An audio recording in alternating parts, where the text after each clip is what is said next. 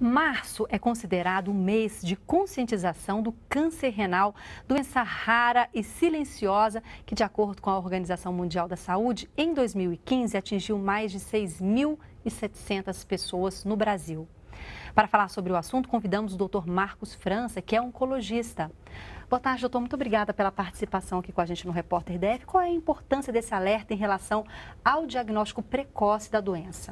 Na verdade, a gente precisa mencionar que o câncer de rim não é uma doença tão frequente, mas não é uma doença tão rara. A gente colocar, ele não está dentre os 5 principais tumores diagnosticados, mas ele é um tumor que esporadicamente a gente consegue diagnosticá-lo. Para ter uma ideia, a maior parte dos tumores renais hoje, uma grande parte dos tumores renais hoje, são descobertos de forma incidental. Por exemplo, a pessoa às vezes vai fazer um exame de imagem, uma tomografia, uma ressonância, uma ecografia de abdômen por um outro motivo e acaba descobrindo incidentalmente uma lesão renal.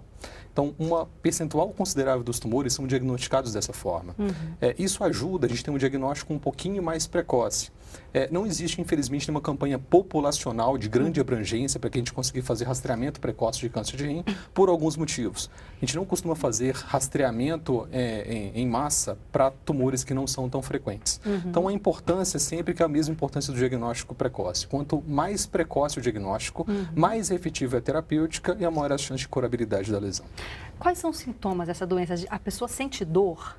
É importante mencionar que o câncer de rim não é um tumor que costuma cursar com muitos sintomas, a não ser quando a doença é uma doença mais avançada.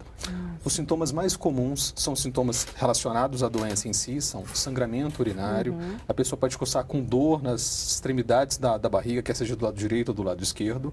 E um outro sintoma que às vezes é muito comum dos pacientes reportarem, além da dor e do sintoma, é a percepção que talvez a barriga tenha alguma coisa dentro da barriga. Ou seja, a percepção que a barriga está um pouquinho diferente do habitual. A gente não costuma guardar muito esses sintomas para que a gente diagnostique. A sugestão é toda vez que a pessoa tem algum sintoma, quer seja de dor ou quer seja de sangramento urinário, que procurem um médico precocemente. E há sintomas que podem advir quando a doença já está um pouco mais avançada. Muitas das vezes os diagnósticos do câncer de rim são feitos quando a doença já foi para algum outro lugar. É muito comum, por exemplo, o câncer de rim dar metástase para o osso. E às vezes um dos sintomas é quando a pessoa tem uma dor óssea ou às vezes esse osso fratura e aí descobre-se que tem uma alteração óssea e daí você vai atrás da lesão inicial, que é a lesão renal. Agora, existe um grupo de risco para essa doença? A gente sabe que os pacientes que são fumantes, eles têm um risco maior. Então, os tabagistas têm um risco maior de ter câncer de rim, mas não apenas esses. A doença renal policística, que é a doença que faz vários cistos renais, felizmente uma doença relativamente rara.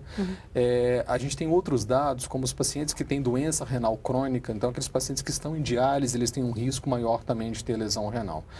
Felizmente, esses pacientes eles são muito bem observados pelos médicos que acompanham. Certamente os pacientes que têm doença policística renal ou os pacientes que têm algum tipo de doença renal que necessita de diálise já têm um acompanhamento regular com o médico nefrologista.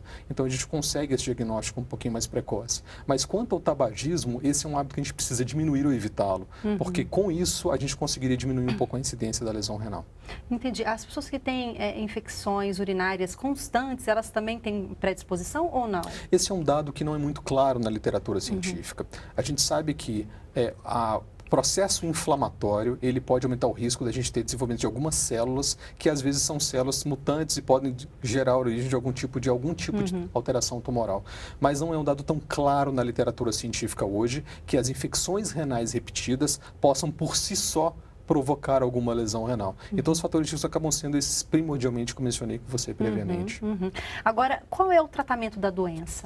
Bom, há diversos tratamentos possíveis. É importante, toda vez que se diagnostica um câncer de rim, saber se essa é uma lesão localizada ou se é uma lesão que já foi para algum outro órgão. Isso tem um impacto direto de qual o tratamento vai ser realizado.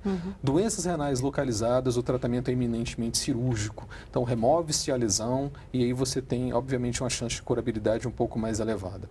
Em pacientes que têm doença que foi para algum outro lugar, uma doença metastática, por exemplo, o tratamento envolve não apenas, às vezes, a remoção cirúrgica da lesão, mas pode envolver tratamentos medicamentosos. Importante mencionar que o câncer de rim, na sua maioria, ele não é um tumor que a gente faz tratamento quimioterápico. A gente faz tratamento medicamentoso baseado em algumas alterações celulares que já se sabe a respeito disso. Isso tem ajudado muito a parte da oncologia, a parte da medicina. A gente hoje já tem algum conhecimento a respeito respeito de quais são as alterações moleculares que acontecem nessas lesões e a gente consegue tratar diretamente as alterações moleculares, quer seja com medicamentos comprimido, quer seja com medicamentos endovenosos. Então, o tratamento pode envolver tratamento cirúrgico, tratamento medicamentoso e existe um tratamento que tem sido em voga um pouco mais frequente, que é o tratamento por ablação, que seria você ou injetar, um exemplo, uma agulha e você por intermédio ou de uma emissão de radiação ou por intermédio de tratamento com resfriamento, você conseguir também tratar essa lesão que está lá no rim. Regi, o sistema público do Distrito Federal, ele atende bem esses pacientes? Infelizmente, a gente sabe que existe uma diferença do que a gente tem de acesso no serviço privado do que a gente tem no sistema público de saúde. Para os tratamentos cirúrgicos, não necessita de maior complexidade. A gente precisaria de um cirurgião, de um acesso ao centro cirúrgico, de uma equipe de UTI para que conseguisse fazer, não é complicado. Talvez a maior entrave do sistema público hoje seja a entrave da medicação. São medicamentos que não são amplamente disponíveis, infelizmente são medicamentos de alto custo, não é um remédio que você consiga comprar de forma fácil numa farmácia, e a tecnologia, infelizmente, ela envolve um custo mais elevado. Então, infelizmente, boa parte desses tratamentos medicamentosos, eles não são disponíveis por intermédio do Sistema Único de Saúde. Tá certo, agradeço muito a participação aqui com a gente no Repórter DF. Muito obrigada. Obrigado ao convite.